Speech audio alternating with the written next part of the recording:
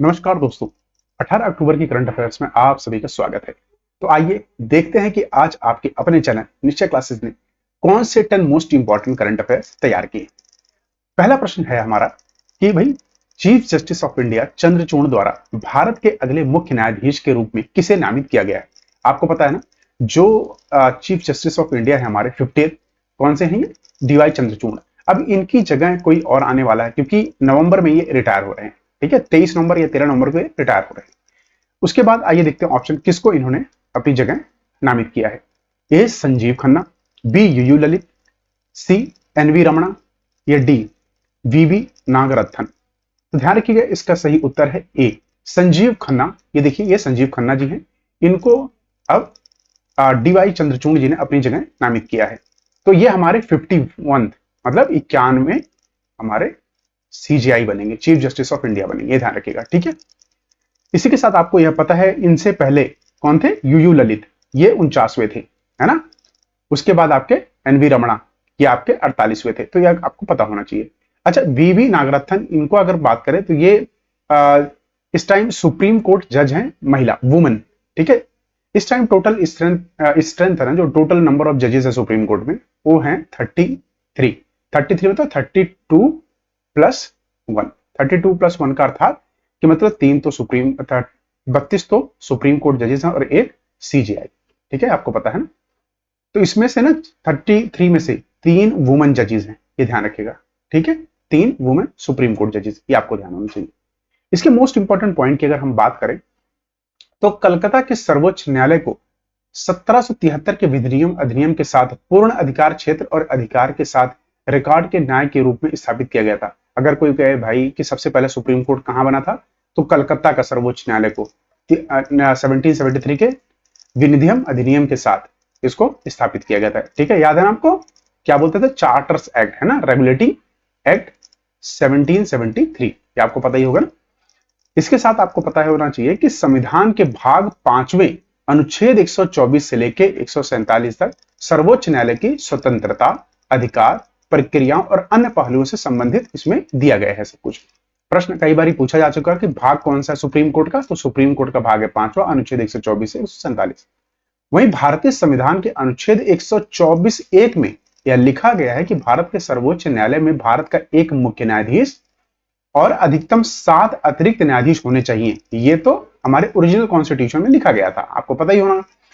इसके साथ साथ ये भी है कि संसद एक कानून के माध्यम से उच्च संख्या निर्दिष्ट नहीं कर सकता। ठीक है, उच्च संख्या निर्दिष्ट नहीं कर सकता, सिर्फ एक संसद जब कानून कोई पारित करेगा ना तभी हो सकता है। जैसे कि अभी हाल ही फिलहाल में कितने हैं, तो अभी हाल ही फिलहाल में जो संसद ने इसको पारित किया था, 34 मैक्सिमम जजेस हो सकते हैं। जैसे सर्वोच्च न्यायालय के न्यायाधीशों की नियुक्ति राष्ट्रपति द्वारा की जाती है, ये भी आपको पता नहीं, इनकी नियुक्ति कौन करता है, राष्ट्रपति द्वारा। मुख्य न्यायाधीश की नियुक्ति राष्ट्रपति द्वारा और सर्वोच्च न्यायालय और उच्च न्यायालयों के ऐसे न्यायाधीशों की परामर्श के बाद ही की जाती है, ये आपको पता होगा। है, अभी अधिकतम संख्या कितनी है न्यायाधीशों की, 34। मैंने आपको बताया ना, क्योंकि पार्लियामेंट ने इसको इंक्रीज कर दिया था। पहले कितने होते थे, 7, उसके बाद अब 34। भारत के संविधान के अनुसार सर्वोच्च न्यायालय के न्यायाधीशों को 65 वर्ष की आयु में सेवानिवृत्त होना पड़ता है, मतलब रिटायर होना पड़ता है ना, आपको पता नहीं। अच्छा, हाई कोर्ट के जजेस कब रिटायर होते हैं, हाई कोर्ट के जब 62 साल, ये ध्यान रखिएगा। वहीं वर्तमान में भारत के सर्वोच्च न्यायालय में 33 न्यायाधीश मुख्य न्यायाधीश के सहित हैं, ये ध्यान रखिएगा।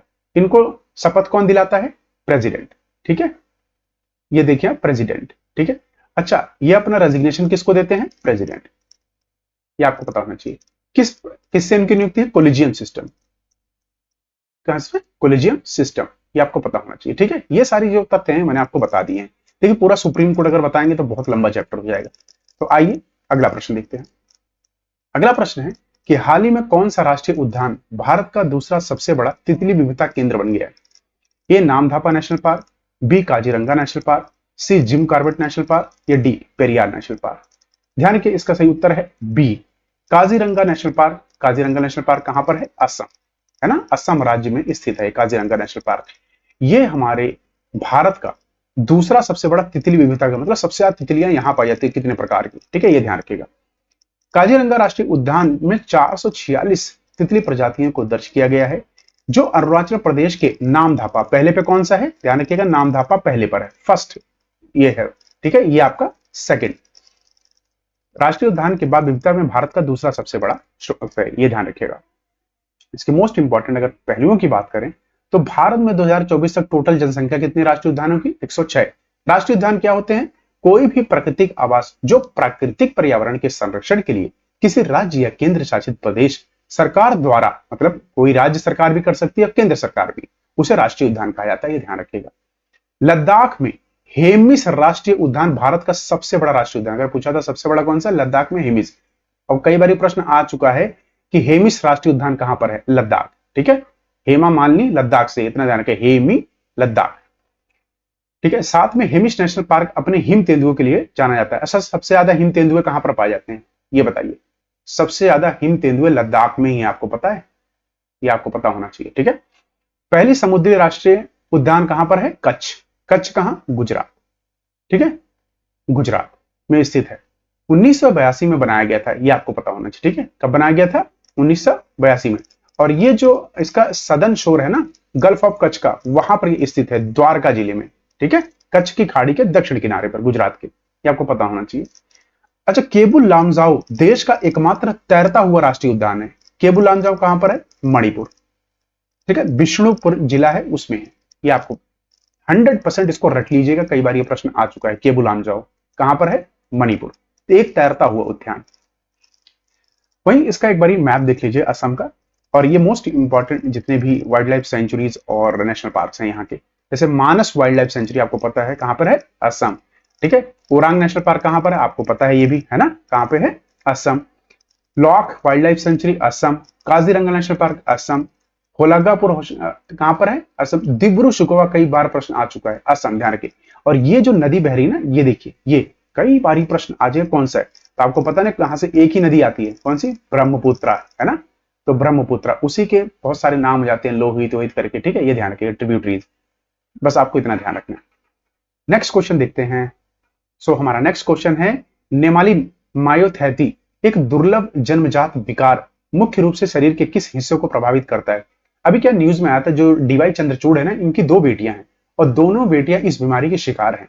तो डीवाई चंद्रचूड़ ने अभी इसके बारे में जब खुल के न्यूज में बोला ना, तब से ये बड़ा चर्चा में रहा है, इसलिए प्रश्न को डाला गया है, कई बार न्यूज में आ गया है।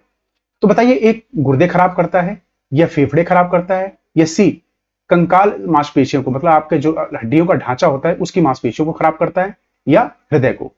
ध्यान रखिए, इसका सही उत्तर है सी, स्केलेटल मसल्स को प्रभावित करता है, ठीक है। इसीलिए इनकी दोनों बेटियां चेयर से उठ नहीं पाती, क्योंकि स्केलेटल जो मांस है ना, इतना है ही नहीं कि इनको ठीक से उठा सके। आप देख रहे हैं कैसे इनके हाथ इतने कमजोर से हैं। तो ध्यान रखिएगा, नेमलिन मैथोपिया, इसको राड मायोपैथी भी कहते हैं, ठीक है। एक दुर्लभ जन्मजात विकार है, मतलब जैसे ही बच्चा जन्म लेता है उसी के साथ है। और ये आपको मैं बता दूं, 50,000 जो लोग होते हैं ना, उसमें से किसी एक को होता है, इतनी इसकी वो है, मतलब रेयर डिजीज है ना, रेयर से भी रेयर है, ये ध्यान रखिएगा, ठीक है। इससे ना मांसपेशियों में कमजोरी आती है। आइए इसके साथ साथ मोस्ट इंपॉर्टेंट जितने भी बैक्टीरियल डिजीज हैं या वायरस डिजीज, उनको यहाँ रिवाइज कर लेंगे। कई बार एग्जाम से पूछा जाता है, जैसे कई बार एक बार एग्जाम में आया था ना, एसएससी के, आपके पूछा गया था विडाल टेस्ट किस लिए कराया जाता है, तो भाई टाइफाइड बुखार के लिए कराया जाता है, ठीक है ना। बैक्टीरिया से होने वाले आप देख लेते हैं कौन कौन से वायरस, जैसे डिप्थीरिया है, ये ना कैरिन बैक्टीरियम डिप्थीरिया के कारण होता है। हैजा है, विब्रियो हैजा के कारण होता है, विब्रियो, ध्यान रखिए, विब्रियो बैक्टीरिया है। कुष्ठ रोग होता है ना, या माइकोबैक्टीरियम लेप्री के कारण होता है। निमोनिया या स्टेप्लोकस निमोनिया के कारण होता है, ठीक है। निमोनिया, देखो निमोनिया क्या है? स्टेप्टोकस, ध्यान रखिएगा। टिटनेस, क्लोस्ट्रीडियम, देखें, tetanus, clostridium. Typhoid, salmonella virus, ठीक है। अभी आप बताया ना, टाइफाइड बुखार का विडाल टेस्ट होता है, किसका? Salmonella virus. क्षय रोग होता है ना, क्षय रोग, या माइकोबैक्टीरियम ट्यूबरक्लोसिस। क्षय रोग को क्या मतलब? टीबी होता है ना, लोग कहते हैं ट्यूबरक्लोसिस, वही है टीबी, ध्यान रखिएगा। प्लेग, प्लेग आप पता है जानवरों के मरने से होता है, चूहों के, ये सरनिया पेस्टिस के कारण होता है, एक वायरस, एक बैक्टीरिया होता है। स्टेप थ्रोट, यह एक स्टेप्थोकस मूत्र पत्र के संक्रमण से होता है। मोनोरिया या निसेरिया मोनोवेरिया जीवाणु से होता है, ये आपको पता होना चाहिए, ये 100% है, इसको रट लीजिएगा। क्लेमाइडिया, ये क्लाइमेडिया टैकोमैक्टिस के कारण होता है। देखिए, अगर कोई प्रोनाउंसिएशन में दिक्कत हो तो आप यहां से देख सकते हैं, ठीक है, यहां पर लिखा हुआ इंग्लिश में भी, दोनों भाषाओं में संस्करण है। तो अगला वायरस से होने वाले बहुत सारे जो इंपॉर्टेंट डिजीज हैं, जैसे कई बार प्रश्न आ चुका है भाई चिकन पॉक्स किसी वजह से होता है, तो आपको पता होगा वेरेसोला जोस्टर। तो देखिए चिकन कौन खाता है, वेरोला जोस्टर, जोस्ट करके खाते हैं ना चिकन को, तो रोस्ट करके, वेरेसोला जोस्टर। सामान्य सर्दी किस लिए होता है भाई, राइनो वायरस, रेन होता है, रेन से भीग के तो सामान्य सर्दी हो जाती है। एड्स होता है, एड्स की फुल फॉर्म देख लिया, एक्वायर्ड इम्यूनो डिफिशियंसी सिंड्रोम, या ह्यूमनो, एच वाई भी मत लिखना, ठीक है, HIV, ठीक है। खसरा किस लिए होता है, खसरा वायरस के कारण। कष्टमाला मम्स वायरस के कारण। रेबीज, रेबीज वायरस होता है जो बंदर कुत्ते इन सबके काटने से होता है। देखिए अगर रेबीज का टीका ना लगवाओ ना तो इससे मौत पक्की है, ध्यान रखिए, कोई बचा नहीं सकता।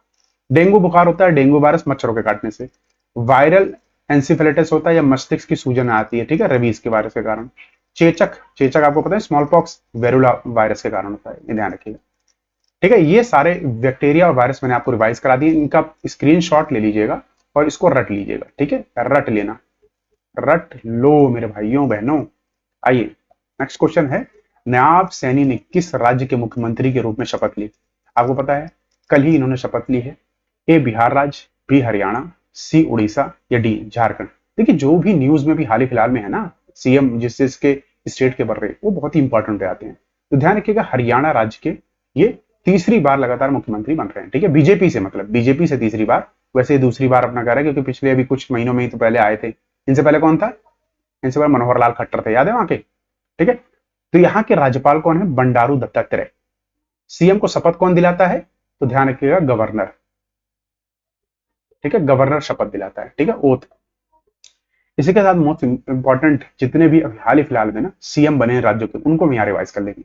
जैसे जम्मू कश्मीर के नए सीएम बने हैं उमर अब्दुल्ला, छत्तीसगढ़ के नए सीएम बने हैं विष्णुदेव साय, मिजोरम के नए सीएम बने हैं राहुल पोमा, तेलंगाना के नए सीएम बने हैं रेवंत रेड्डी, हरियाणा के नए सीएम बने हैं नायाब सैनी, मैंने बता दिया, झारखंड के नए सीएम बने हैं चंपई सोरेन, राजस्थान के नए सीएम बने हैं भजनलाल शर्मा, सिक्किम के नए सीएम बने हैं प्रेम सिंह तमंग, उड़ीसा के नए सीएम मोहन चरण मांझी, आंध्र प्रदेश के नए सीएम बने हैं चंद्रबाबू नायडू, मध्य प्रदेश के मोहन यादव। ये ध्यान रखें, ये इंग्लिश में है, आप यहां पर इसको रट सकते हैं, ठीक है, रट लो भाई, यहां से पक्का एक ना एक आएगा 100%, ठीक है।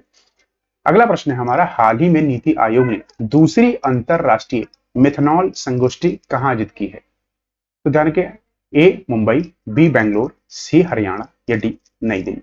इसका सही उत्तर ध्यान के डी, नई दिल्ली में अभी आयोजित की गई थी, किसके द्वारा, नीति आयोग, ठीक है, जिसे को पहले हम क्या जानते थे, किस नाम से, प्लानिंग कमीशन, ठीक है, प्लानिंग कमीशन।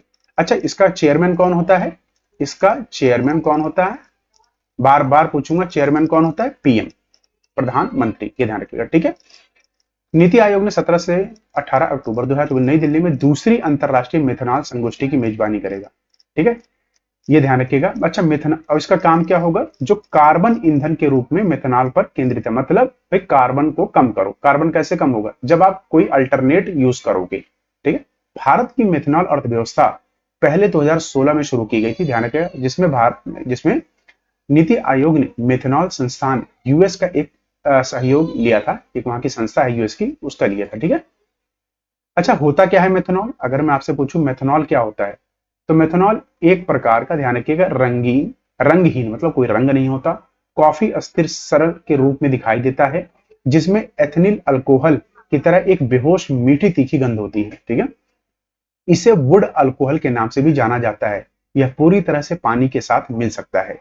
इसे भविष्य के ईंधन के रूप में भी जाना जाता है, ये ध्यान रखिएगा, ठीक है। भविष्य का ईंधन किसको कहते हैं, मेथनॉल, ये आपको पता होना चाहिए, ठीक है। अगला प्रश्न है हमारा, 7वीं अंतरराष्ट्रीय सौर गठबंधन सभा कहां आयोजित की जाएगी। इंटरनेशनल सोलर अलायंस की बात हो रही है, असेंबली की। ए अहमदाबाद, बी नई दिल्ली, सी कोची, या डी विशाखापट्टनम। इसका सही उत्तर है बी, नई दिल्ली में आयोजित की जाएगी, ध्यान रखना, ठीक है। 7th session of the international solar alliance, ये आपको पता होना चाहिए, 3 से 6 नवंबर को आयोजित की जाएगी, भारत मंडपम नई दिल्ली में। 120 मेंबर कंट्रीज इसमें पार्टिसिपेट करेंगे, आपको पता होना चाहिए, ठीक है। वहीं यह आयोजन सौर ऊर्जा को अपनाने, तैनाती के लिए वित्त जुटाने और वैश्विक जलवायु कार्रवाई पर केंद्रित होगा, ठीक है। इसका उद्देश्य बता दिया मैंने, ऑब्जेक्टिव क्या है, ठीक है, इसका ऑब्जेक्टिव मैंने आपको बता दिया। इसके साथ मोस्ट इंपॉर्टेंट इसके जो पॉइंट है कि अंतरराष्ट्रीय सौर गठबंधन आईएसए एक अंतर सरकारी संगठन, मतलब इंटर गवर्नमेंटल ऑर्गेनाइजेशन है। इसकी स्थापना 2015 में भारत और फ्रांस द्वारा की गई थी। ईंधन पर निर्भर करता है जो कम करने के लिए ऊर्जा की कुशल खपत और उपयोग के लिए काम करने के लिए की गई थी। मतलब भैया देखो, जैसे ही सौर ऊर्जा होता है ना सन के ऊर्जा से, यहाँ क्या होता है, फोटोवोल्टिक सेल्स होते हैं। क्या होते हैं? Photovoltaic sales. ठीक है, फोटोवोल्टिक सेल्स। इनकी वजह से क्या होता है, ये पैनल जब गर्म होते हैं ना तो उसको कन्वर्ट करता है सोलर एनर्जी को इलेक्ट्रिक एनर्जी में। ये आपको पता होना चाहिए। ठीक है, this must be you should know.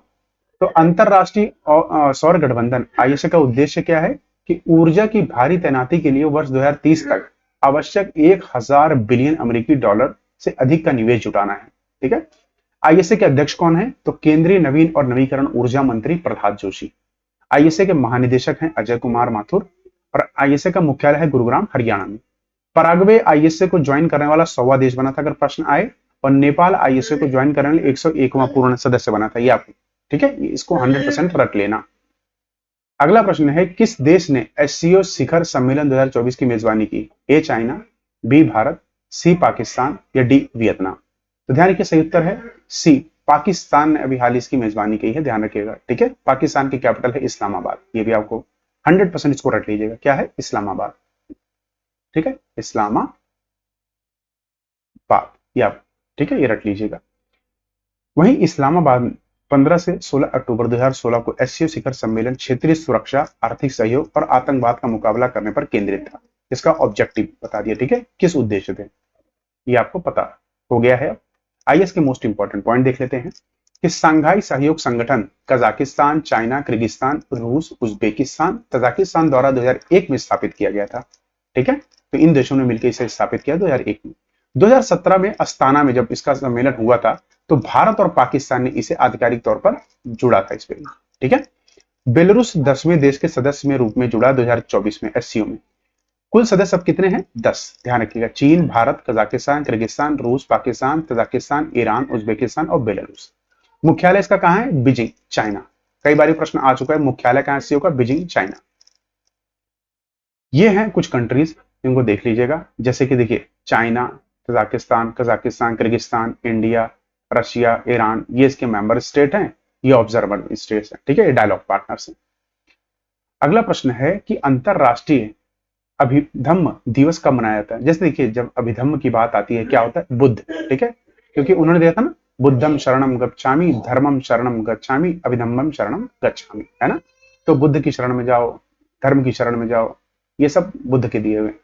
तो कब मनाया जाता है? 20 अक्टूबर, बी 18 अक्टूबर, सी 16 अक्टूबर या डी 17 अक्टूबर? तो यहाँ क्या, प्रतिवर्ष 17 अक्टूबर को यह मनाया जाता है। ठीक है, अंतरराष्ट्रीय अभिधम्म दिवस।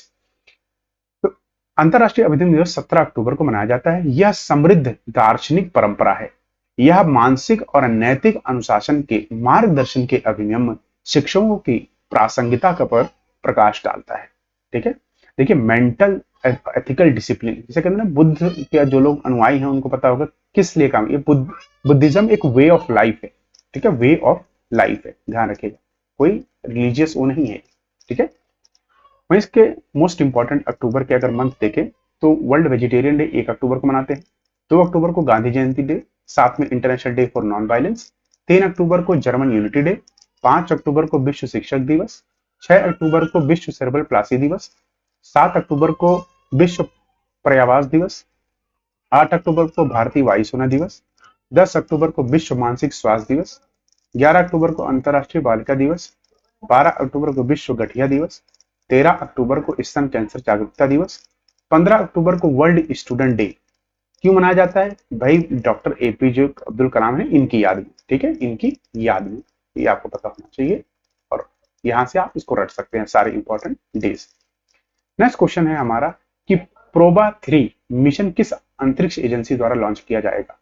अभी हाल ही में इसको अनाउंसमेंट हुआ कि भाई नवंबर में ये लॉन्च होगा। ठीक है, तो ईएसए द्वारा, मतलब यूरोपियन स्पेस एजेंसी या जापान स्पेस एजेंसी या रॉसकॉस्मोस जो कि रशिया की है, कहाँ की है? रशिया की है, या नासा जो कि यूएसए की है। तो ध्यान रखिए, इसको ईएसए द्वारा लॉन्च किया जाएगा। ठीक है, किसके द्वारा? ईएसए के द्वारा।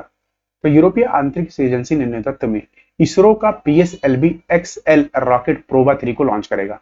मतलब इसरो का इसमें सहयोग रहेगा। ठीक है, ये ध्यान रखिएगा, इसरो का मुख्य लक्ष्य इसका क्या है कि कृत्रिम ग्रहण बनाना है। कृत्रिम ग्रहण बनाना मतलब क्या होता है? वही एक तरह का ना आर्टिफिशियल ग्रहण बनाना है, जो वैज्ञानिकों को सूर्य के कोरोना का अध्ययन करने में मदद करेगी।